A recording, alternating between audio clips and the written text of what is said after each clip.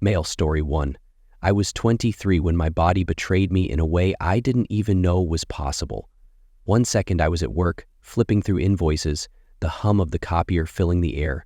The next, it felt like someone swung a sledgehammer into the back of my skull. My vision blurred, the floor tilted like I was on a sinking ship. When I woke up, 9 days had disappeared, swallowed whole. They told me it was a hemorrhagic stroke, the kind that kills people half my age, let alone someone young. I couldn't even lift a finger to flip them off, though the thought crossed my mind. My body was useless, like a puppet with its strings cut. The beeping machines around me, the tubes, the smell of antiseptic. It all felt like a bad dream, except I couldn't wake up. Relearning to walk was hell. They strapped me into this harness contraption like I was some malfunctioning marionette. My legs didn't know how to bend, my feet forgot they were supposed to hold me up. Every step felt like dragging concrete blocks, the sweat pooling on my back a constant reminder of how weak I'd become. I fell more times than I cared to admit, my knees perpetually bruised. Talking was no better, words stuck in my throat like they'd been glued there.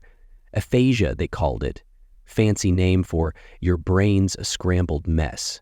I'd point at a cup, trying to say water, but the sounds that came out were garbled nonsense. My frustration boiled over more than once, throwing objects, screaming, or at least attempting to. The nurses always smiled, always patient, but I saw the pity behind their eyes. Ataxia turned my hands into traitors. Fine motor skills? Gone. Holding a fork felt like playing Operation Blindfolded. Dropped half my meals on myself before I managed to stab a bite and get it into my mouth without looking like a toddler. 7 years later, scars still remain. I stumble sometimes, like my legs don't fully trust me. Words fail me occasionally, hanging just out of reach. But I'm here, and I wouldn't wish those months on anyone. The relentless grind, the humiliation, the pain. It's a kind of suffering that leaves a permanent shadow. Female story 2? The first time it happened, I woke to the sound of boots on the stairs. Heavy, deliberate steps, followed by the low creak of my bedroom door. A flashlight beam sliced through the dark, landing right on my face. 2 men, bulky and silent, stood in the doorway. I didn't recognize them, their faces blurred in the dim light, but their hands were firm as they yanked me out of bed, their grip ironclad on my arms. My heart slammed in my chest as I tried to dig my heels into the carpet, but they hauled me forward like I weighed nothing. They didn't say much, just enough to make it clear I wasn't going back. My bare feet scraped against the pavement as they marched me to a waiting van, its interior stripped bare except for the cold metal floor. I fought, kicking out and twisting, but their arms didn't budge. They shoved me in, closed the doors, and the van rumbled to life, heading into the black. By the time we reached the airport, my energy had drained to nothing. The men handed me off to someone else, another stranger with a clipboard, who muttered instructions as I was dragged onto a plane. My wrists and ankles throbbed from their tight grip. The seats felt hard and small, the air dry and stale. No one around me met my eyes. We landed somewhere remote, the kind of place where the trees outnumber people 100 to 1. A sprawling compound loomed ahead, surrounded by tall fences and patrolled by people in uniforms. They herded me inside, through a maze of fluorescent-lit hallways. The walls were a sickly beige, the air cold enough to sting my skin. I could hear others, distant shouts and muffled sobs, but I didn't see them. The routine started immediately. Wake up at dawn, drill after drill, punishments for speaking out of turn or glancing the wrong way. The counselors barked orders, faces blank, their eyes scanning for any sign of resistance. I scrubbed floors, memorized rules, and recited them until my throat ached. Food was scarce, sleep even scarcer. Months blurred into years, broken by that second kidnapping.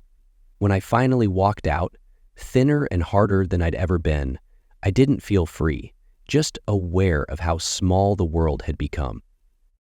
Female story 3, When I noticed the first bites, I thought I was allergic to something. Red welts on my arms, itching like nothing I'd ever experienced. I switched laundry detergents, scrubbed the floors, even threw out my mattress topper, thinking it was mold or dust mites. But no. A week later, I pulled back the sheets and saw them. Tiny, rust-colored bugs scattering like thieves caught in the act. Bed bugs. It wasn't just my bed either. They were in the seams of the couch, the corners of the baseboards, even the cracks in the cheap laminate flooring. I tore apart my room that night, dragging furniture into the middle of the apartment and vacuuming until the motor overheated. I doused every surface with rubbing alcohol and washed everything I owned in boiling water. My neighbors probably thought I was running a laundromat with the racket I made, but I didn't care. The itch, both physical and mental, made me relentless. The landlord didn't care, said he'd send an exterminator, who showed up with a handheld sprayer and an attitude. 2 weeks later, the bugs were back, bolder than before. I'd wake up with fresh bites every morning, their pattern etched into my skin like morbid tattoos. I spent nights sitting on my bed, flashlight in hand, catching the little monsters mid-crawl. One by one, I crushed them, their bodies smearing into tiny streaks of blood, my blood. Satisfaction turned to dread as I realized for every one I killed, there were dozens I couldn't see. My breaking point came when I saw them crawling on the ceiling. The ceiling! I stood on my desk, shoes in hand, smacking at them like some unhinged exterminator. The neighbors banged on the walls, but I didn't stop. That night, I slept in my car, engine running for heat, every nerve on edge. Eventually, I broke my lease, packed everything I could fit into garbage bags, threw out most of my furniture, and spent 3 days cleaning every item before moving to a new place. Even then, I checked every crack, every corner, paranoid they'd followed me. A year later, I still double-check hotel beds and avoid used furniture like it's radioactive. Some scars you can't see, but you feel them every time you close your eyes. Mail story 4. The knock came sharp at 7 in the morning, a time that felt obscenely personal. I'd barely slept, of course. The sleeping pills dulled the edges of the night, but the mornings always came too soon, and each one brought a fresh wave of dread. I stumbled to the door in a haze, wearing the same sweatpants I'd lived in for weeks. 2 officers stood there, stiff and silent. One of them handed me an envelope. I could already feel the noose tightening. The allegations hit like a freight train. The words inside that envelope painted a grotesque caricature of me, a version so far from reality it made my chest tighten and my throat dry out. I couldn't breathe. My first instinct was to shout, to explain, to plead my case, but there wasn't anyone listening, not really. From that moment on, the world treated me like I was guilty, and my innocence didn't seem to matter. Every day, I woke up trapped in the same nightmare. Each morning carried the weight of another hearing, another interview, another silent judgment from people who looked through me like I was something to avoid. Sleep became my only escape, but even there, the pills could only do so much. I started taking more, then even more. They blurred the hours but didn't take away the knot of fear lodged deep in my gut. Food stopped mattering. I'd stare at a sandwich for hours, maybe take a bite, and then shove it away. My body became weak, hollow, as if it matched the hollowing out of my life. I stopped showering, stopped shaving. I didn't recognize the face in the mirror anymore. It looked like someone else's disaster. The worst part wasn't the isolation or the slow decay of my body. It was the silence. No one would talk about it, not directly. Friends vanished. Even family turned sideways when I entered a room. They didn't need to say anything. Their absence screamed loud enough. I'd sit alone in that apartment, the walls closing in, the air suffocating, and wonder how long this would last. Wonder if I'd survive it. I knew the truth. But truth felt like the most worthless currency in the world. Oh. Female story 5. I used to measure time by seasons, birthdays, milestones. Now it's chemo rounds, 20 and counting. Every 3 weeks, I drag myself to the clinic, sit in that stiff chair, and let them hook me up to the drip. The cold needle stings less than it used to, but the dread hasn't dulled. I watch the poison snake through the tube, knowing it's keeping me alive, yet stripping me of everything I used to be. The first few treatments hit me hard but manageable. That didn't last. The nausea grew sharper, the pain burrowed deeper. My bones throb like someone's hammering them from the inside out. My skin hangs off me, pale and stretched, and my reflection has become some hollow-eyed stranger. I can count my ribs. My hair left a long time ago. Eating feels like a war I rarely win. The weight I've lost makes me feel weightless, like I could float away and be done with it. The scars are a map of battles fought and lost. 2 deep, jagged lines run down my abdomen, each one a testament to surgeries that failed. They stretch tight when I move, pulling like an old rope about to snap. The colostomy bag and nephrostomy tubes are constant reminders of what my body's become. A malfunctioning machine held together with tape and prayers. It's humiliating, but there's no room for pride here. My husband is a saint. He stands firm when I can't, lifting me when my legs refuse to cooperate, staying patient when all I do is groan and retch. He brushes my hair, or what's left of it, when my hands shake too much to manage. I hate that he has to be my nurse, my rock, when I should be his partner. But he doesn't complain, ever.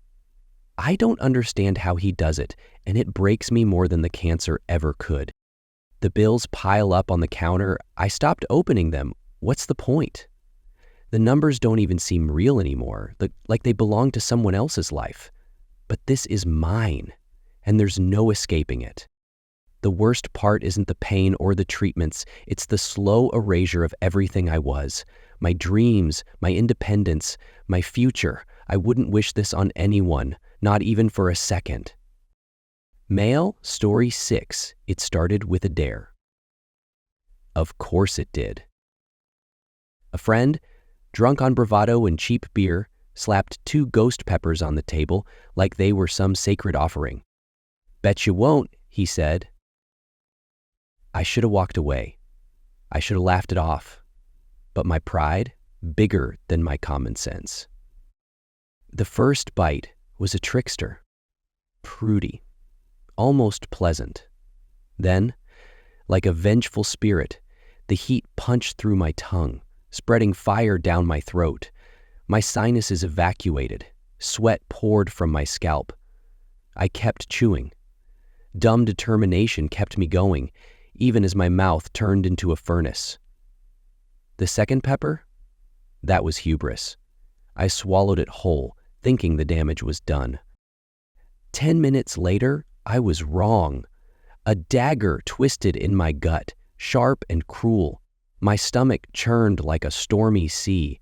I paced the room, holding my sides like they were about to split open. Then came the wave, violent and unstoppable. I made it to the bathroom just in time to throw up what felt like molten lava. My throat burned raw, my face slick with tears and snot, reflected back in the mirror, a miserable testament to bad decisions. The next 20 minutes introduced me to a new circle of hell. I'll spare you the graphic details, but let's just say my time on the toilet was both humiliating and excruciating. Each second dragged like hours, and the fire? It didn't just stay in my gut, it spread everywhere. Sitting became unbearable, lying down felt like punishment. I wanted to claw my way out of my own body. That night, sleep was a joke. I curled into a ball, cradling my stomach as if that could extinguish the inferno. The pain wasn't just pain, it was a beast, gnawing and clawing. Morning offered no relief. Day 2 was worse. My insides twisted and writhed, a volcano threatening eruption. I puked every hour. Hydration was impossible. Food? Forget it. Even the idea of water made me gag. For 6 days, the agony held me hostage. I thought about hospitals. I thought about life before peppers. On the 7th day, the fire finally smoldered out, leaving me hollow, exhausted, and scarred. Never again, I swore. And I meant it. Male story 7. The first one hit me in the middle of the night, like a freight train slamming into my lower back. I jolted awake, clutching at my side, trying to figure out if my body was imploding. It wasn't a gradual kind of pain, no warning, just fire and knives and the distinct feeling that my organs were staging a violent coup. I paced the room. Sitting didn't help. Standing didn't help. I doubled over, knees on the carpet, forehead pressed to the edge of the bed, willing my insides to calm down. Nothing worked. The pain clawed up my back and wrapped around my stomach like barbed wire. I stumbled to the bathroom, thinking it might help, but all I managed was to make myself dizzy from the fluorescent lights. Ugh. I collapsed onto the cold tile, sweat pouring down my face. That's when I knew this wasn't normal. An hour later, I was in the ER, curled up on a bed, with a nurse giving me the look. You know the one. Half sympathy, half judgment, like, you brought this on yourself. Turns out they weren't wrong. The doctor came in with the verdict: kidney stones, 4 of them. Small but mighty, and they'd decided to party all at once. The next week was pure hell. Every time one of those little bastards moved, it felt like I was being stabbed from the inside. I couldn't sit still, couldn't lie down. The only thing that gave me a shred of relief was pacing the length of my living room over and over, like a caged animal. Every so often, I'd stop to drink a gallon of water because apparently that's the only way to flush them out. Let me tell you, passing one feels exactly how it sounds. The sharp jolt, the burning trail, it's not something you forget. By the time the last one was gone, I felt like I'd fought a war and lost. I don't take chances now. My water bottle is permanently glued to my hand, and I practically panic if I go an hour without drinking. Kidney stones don't mess around, and I'm not giving them a second shot at ruining my life. Female story 8. I married a man whose presence felt like gravity. Steady, grounding, essential. He stood at 6'1", a wall of muscle and quiet confidence, with eyes like brewing storms. I met him in the bank, of all places. I was gnawing on a pen, something I did without thinking, when he leaned in with a voice that could stop traffic and asked if he could borrow it.